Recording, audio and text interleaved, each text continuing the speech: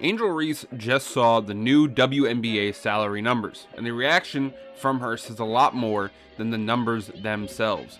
Because this no longer is just about money, it's about value and how the league sees it. Under the new collective bargaining agreement, salaries have taken a massive jump. Caitlin Clark is now projected to earn about $528,000, Aaliyah Boston even higher at $574,000. Angel Reese, she comes in about $350,000. Now on the surface, that still sounds like a giant increase, and it is. Reese was making roughly $75,000 as a rookie, so she's getting a serious pay raise. But the real story is the gap, and what that gap represents. The WNBA didn't just randomly assign these numbers, there's a formula behind it.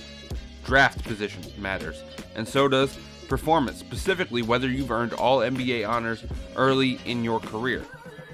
Clark checks both boxes. Boston did too. Reese did not.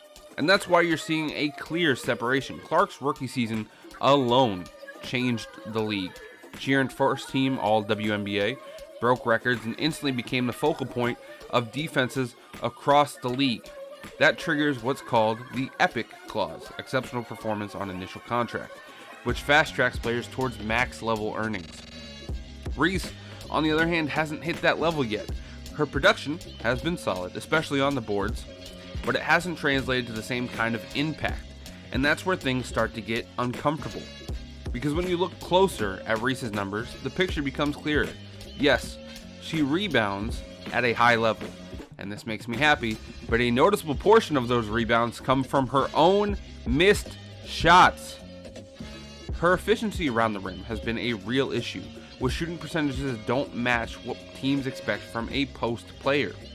And that matters, right? The coaches see it, the analysts see it, and most importantly, brands, the people advertising and investing into the league see this.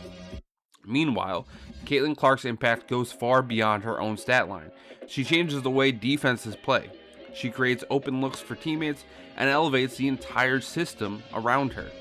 That kind of influence is what teams and sponsors are willing to pay for. And that's where the real gap shows up, because the salary difference, which is roughly $178,000, is nothing compared to what's happening off the court.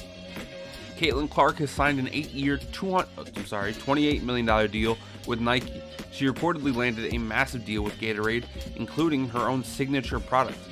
She's partnered with major brands that are betting on her long-term ability to move culture, not just to score points. And the results back it up. Her games drive up attendance, her presence boosts ratings, and her name is selling legitimate products. That's not hype, that's measurable statistics. Now Angel Reese has her deals too, most notably with Reebok, but the momentum hasn't been the same. Her signature shoe launched with energy but didn't sell out. Marketing around it has slowed down, and the buzz didn't translate into consistent demand. That difference matters in business. Brands don't just look at talent, they look at stability, consistency, and how an athlete carries themselves publicly. And that's another area where the contrast is hard to ignore. Clark has stayed focused. She plays, produces, and lets the results speak. Reese has been more vocal, more reactive, especially when it comes to the comparisons between the two. When the new salary numbers dropped, Reese publicly stated she believes she deserves $1 million salary. And that's a bold fucking statement, but timing matters. Because at that exact moment, the lead had just released documents showing where she stands based on production, and it didn't match what she was asking for. To brands, that's a signal. Companies invest in athletes for the long run. They track performance, public perception, and how players respond under pressure. When an athlete reacts emotionally to market feedback instead of adjusting and improving, it starts to raise some questions, and those questions affect the money. Clark's trajectory, on the other hand, is only going up. With the EPIC clause in place, she's already on track to become max eligible by 27.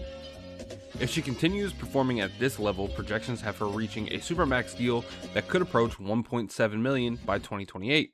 So while Reese is asking for $1 million now, Clark is positioned to surpass that naturally through production and consistency, and that's what really matters when it comes down to it. 2 players, 2 paths.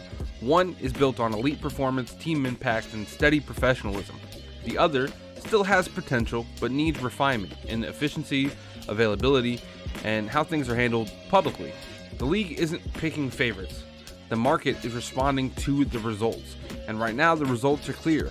The encouraging part for Reese is that none of this is permanent. Careers evolve, players can improve, and narratives can change, but it takes time, and more importantly, it takes work. Because in today's game, talent alone isn't enough. Production matters, impact matters, and how you carry yourself when the spotlight is on you matters just as much. The numbers we're seeing now are just a snapshot. What happens next will determine whether that gap gets smaller or even wider. If you enjoyed the video, drop a like and subscribe. I'll see you guys next one. Peace out.